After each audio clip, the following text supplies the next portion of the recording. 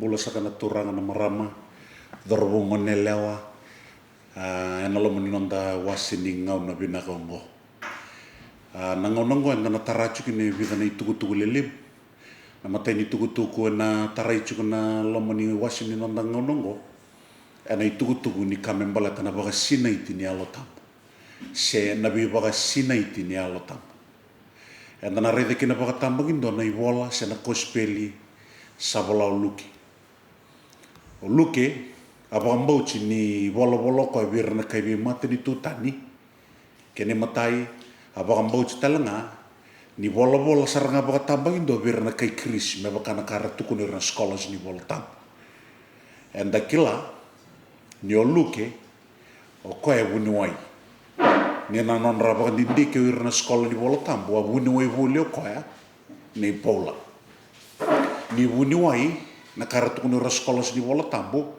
na kabakawe ena wakawuna kana wakawure mai na matangali wola ena wola kina na tamatani kaloluki oluki kwa bakatoka ina na kospeli mendobi ra kospeli siwata toluchunga na kospeli siwata madhiu marika watake luki o choni sangane okate na kospeli siwata yo ortona kospeli siwata na karabaka mbote ra scholars ni wola tambu ni o luke ke madhi o rau kota mena non rau itukutuku mai be marika ka matai ni kospeli avola ya baka mbote ni o marika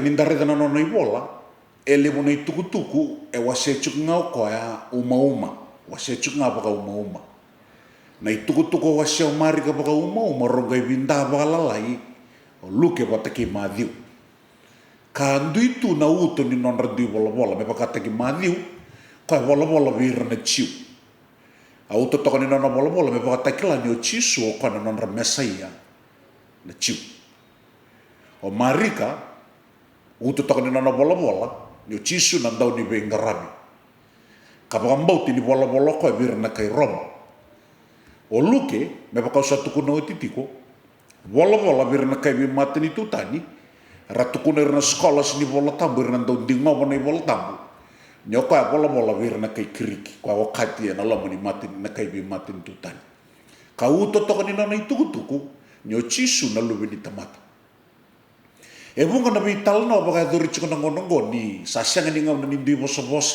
sasanga ni ngam ni bi baga sinaiti ni alo tambu kwa kena baga takil-kil ti ko ndi bosa iyo en lomo ni non dawasi ni ngonongo en dana taraki na se na daba manda na ina kini nona bolo luki se apaka mbauta luke ni ndi wosa ai baka takila ni baka sinite ni alo tambu se sen e chiko sona lawa e bauda na kena baka deota kini bola tambar ndo tukuna tuna buli na hermeneutics ya na lawa e virikotori me baka tule wataka na kena bakandewa taki na ibola tambo the interpretation of the Bible kena bosa bulangin baka ndara tukun ni kune lore na bola ni luke era tukun sona evangelical scholars ni tukun evangelical scholars goir na skola ni mainline churches na ni tukun na Pentecostal evangelical scholar goir na scholars ni Pentecost ka rochu na wase lebu ni lotu wa Kristo kwa baka tokai na evangelical churches o irna bi songo lotu wa Kristo se ron tu kuna baka na kena bosa wa Britania all the churches or denominations that centered their theology on the very person of Christ ruasta ke baka Pentecostal evangelical churches watana evangelical churches ko roka chukilo mo mainline churches ni udabuta na evangelical scholars ya o ira resanga ni Penteco era lotu ba Kristo tu no ir ni uluke ko hetala nonga e senga ni chuka no bakanananu na ka hetala nota kan kona ka retukuna menali bakanda muri na ndona ngauna se na ka retukuna is just an historical narrative se uluke ko hetala nota ka chuka ndona ka ayave na ngauna saoti sara arangai tukuni kina anabuna na kai wola uluki se na nona itala no it cannot be kena bosa pretend normative for the church Kene malambale sianga ni rani kaumai me maindo na ibu kabubuli. Iyo, ya na ka retukuna na evangelical scholars. Balatin ni uluke atalanoa, retukuna Pentecostal scholars, ni uluke atalanoa, kachiko na inaki ni nona talanoa. Na kena ba peritania baka he narrated all those events with perspective in mind. Kene malambale ichiko indona inaki ni nona talanoa. Uluke, na sianga ni talanoa baka ba Italia. Ni laurai na nona talanoa uluke indotani baka lelai. Era tukuna irna sekolah sini voltambo. E vida chico na uto ni nona talanoa uluke na nona bola. Mendareda manda na nona kospel. Matai na masu. Keni karua na baka sinai tene alotambo. Keni katolu na kena kau na ituku binaka. Ngoy tolu na uto lelebu era tukuna na sekolah sini voltambo au doa wata kira. Kasota le na uto ni bola se na ituku era tukuna tale so sera tukuna ni va na uto ni nona bola uluke sera tukuna ni lima. Mai na koya au reida ko raba dike na sekolah so doa wata kira na tolu mandanga na kaliu na masu na baka sinai tene alotambo wata ke na kena kau na ituku binaka. Nindareda na matai ni bola na kospele uluke bata na bola ni karino ni bola na daga na to ni apostolo endo labi rorua na wasendua ni na ni bola rorua ya na masu. Ena luke na kena wasendua Sakaraia baka dambo isora ramasu chuki tau tumba o irna chiu. Ena ngauna na Sakaraia ni baka rausudu toka na Kristo. Mai Jerusalem ya baka dorkin na masu. Ni laurai na daga na kena wasendua ramasu chiko o irna le don rosongabule na tamba vale vaki. Kene malbalem dola ruru na ituku ni luke na masu. O luke dondua o kona kospele bolato kona luke na kena wase lima. Mai berto ke na kospele siwata kabaka ki no chone kondondo bola na bosongo ni o chisu sanda ulako baka wasoma me masu na bono liwa. Kena baka peritania baka Jesus often withdrew to pray. O luke dondua e bola na ituku ya. Orto na kospele, orona kospele, wani kospele siwa tarwa sanga ni bola na ituku. Sabe matata kia ni nona ituku siya na wuto ni ituku ni luke na masu. Kapag akin nindaray da nona talnota ko na sudo ni Kristo, talnota ki Simeone ko nindaw masu. Katalnota ki ana na profita nindaw masu. May na vida na ituku luke na kena wasendo, luke na kena waserua, na talnota ko na turanga o chisu kena nona sudu, endo atani bakalele na wala ni talno may be Matthew. Matthew siyang ni baka na nona italno o luke.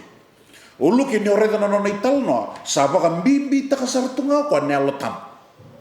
Tukuni bang ko na alotambo na lako mai be Mary, may baka rumuchi ko ni tarto Mary, na yado baka tababiya na ituku ngo.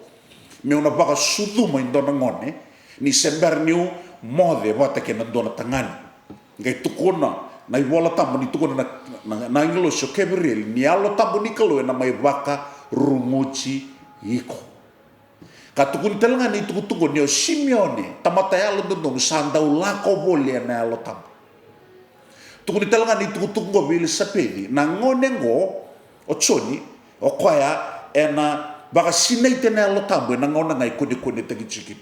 Sandareve kia ni baka na mata toko na ibola ni luke na masu ke na bi baka sinay tene alotambo. Ke ni karua ke na kau na ituku binaka. Luke bola ko na nona tu talay na leche ni karua. Rato bola talanga Matthew. Luke bola talanga ko na nona tu talay na bitu sangabulu. Bola talanga Matthew.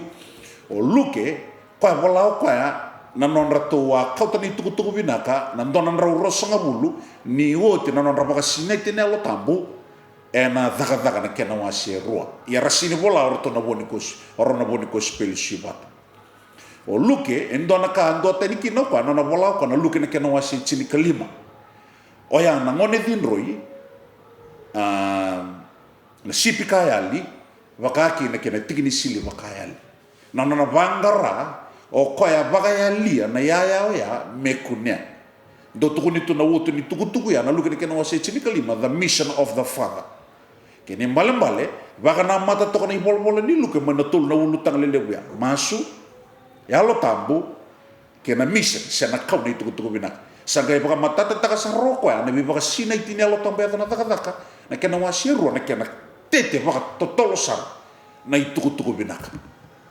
E ana muna kwa itukuniki na nioluke o kwa sinitala no baka be Italia. O kwa njingi taka baka binaka na itala no kwa tala no taka mendono maka na uto ni tukutuku e bia tukuna. O ya na masu na yalo tamu na baka sinaiti kena kau na itukutuku binaka. Kini malambale sinranda tukuna ni tala na wale tu ngauluki. Rada tukuna ra Pentecostal scholar na kena ba peritania beka the vocabulary and the language Luke use indicate na kaya baka na matatoka kino ko me thoka indicate his objective.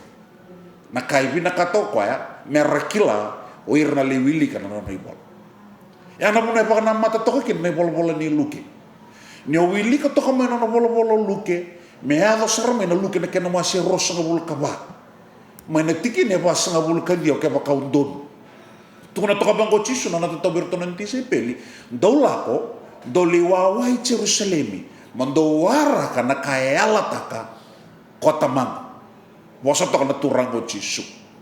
Kena ba peritanya go and wait in Jerusalem for the promise of the Father. Mahidabay kana bola ni Luke. Sember ni tal na tako ko na daba na kaya lata ko tamang ko kono Jesu Kristo. Gali baka matay lalay tako ko na bola ko na karuni no ni bola na daga. Tika mo na daga na kena wasendo me na daga na kena wasi ros ngabulka wal. Tukuna tako ko na lukin ros ngabulka ba me tukuna tale go and wait in Jerusalem for the promise of the Father. Ni dabuto ko na mo sa promise of the Father, dava na keni malambala. Gali tuku na tale ko na daga na kena wasendo na itoma ni no na kospeli. Gali tal no taka kino ko ya. Nangona sa bindu kino chisu gai tuku na berto nan tisipel do wawa chiko Jerusalem. Me adava ni ado mai wike mo do na ka ayala taka kota mang. Kene malambale na ituku tuku ya e sanga ni tala no baka tala ka chiko luki. E kau te chiko luki ndo na ituku tuku kwa saka bimbi menda kila ni na uto ni tuku be tuku na toka na masu na wili bola na baka sine tene alo tambo ka baka kina na kena kau na tuku binaka ai bida na kalele buninda saraba mai tuku ni kena boso peritania the overview of Luke's gospel na kena kau mai menda saraba na tuku binaka siana kake de bola ichiko ni bola gospel sa bola Luke. Ya sa kambimbi kina bikenda mende kila. Kaya baka ndana lako tani mai na ina kini ka bola Luke ndana sanga ni ndonu magarawa na dava na kai be tukuna kini sombo lote na ngonongo. Kene mbale na baka sine itini alo tambu e sanga ni kanga ni ngau na ne Luke. Na baka sine itini alo tambu ko kene baka takile jiko na ndui bosa e sanga ni kanga ni ngau na ne Luke. E baka rautaki me kani venga una kedenga. Kene malambale ninda sarapa toko na tala no Luke quasi ni tala no baka be Italia. Ratuko na sekolah ni wala tambo irna evangelical sekolah dio kwa tala no tunga me baka usa tuku no oji. Iyo ratuko na Pentecostal sekolah senga kwa tala no injingi taka na bosa me daruta balata mero ni dokaki no kwa na ulu tanga lebu e tuku na chigo kwa be tuku na birna lewilika. Na masu wasine tene alo tambu kabakin bakakin kena kau ni tuku binaka kene mbale sini rawa ni na tamba mboko da libi ni tuku ya ni tuku ya indei juga na baka na ni Luke menda kila na isobo lote na ngono ninge ya do ndare de na mertu da ni apostol sama tata sa sobara kena kaya lata kena kelu ko tuku chiko ko na Luke ros ngabul ka the promise of the Father gai tomano ko na kena itala no ena da kena wase dua wase rua nan rapaka sinai tene alo tambu tene tuku binaka kalai bo chiko Luke na ibaka takile le ni ibaka sinai tene alo tambu ya nan dui boso ni lo reina no na itala no Luke wala toko pa na speaking in other tongues se rona boso wa kirikili bo baka ngatekina na glossolalia wata kena zianolalia ndana ga tara ni karuni ni kene wasi iyo ni laure na bola ni Luke ratu kuna na sekolah sini bola tambo kata na bola pola e laure na duindi pola telnga bola na baka sini tene alo tambo Io, o luke, wala kwa nabi baka sinay tene alo tambu, me kaukina na itukutuku vinaka. Se me vuna utaki kina baka vinaka na itukutuku vinaka. O Paula, wala kwa nabi baka sinay tene alo tambu, me rawa ni mbula taki kina baka vinaka na itukutuku vinaka. E a mana non rapakan tike mo, ni utabuti chukira sekolah sini wala tambu, siya na ira daw muna utunga. Go ira ko ramulida, na bosa ba kiriki, na bosa ba ka ipiriun, na bosa ba ka aramia, na tolu, na bosa lele, wa wala ikin na wala tambu. Yana non rasarapo ira wala tambu, kaya bale non ro wala ba tayo naka, biba kasi na itinelo tambu, iyo, o luke, me buna utaki kina baka binaka, na itukutuku binaka. Effectively witnessing the gospel. O Paula, me mbula taki kina baka binaka, na itukutuku binaka. Biba kasi na itinelo tambu. Iya kaya ko sa tukunin chuko, luke, no na rei doko, na biba kasi na itinelo tambu, e kaya baka ta kila liu, nandui bosa. Nandui bosa, iba ka ta kila. Iba kasi na itinelo tambu. Na ikarorin nanda iwasi ni ngauna, enda nang gay vital no takakina, na daga na kena wasi dua, kena iba ka ta kila, ni iba kasi na itinelo tambu.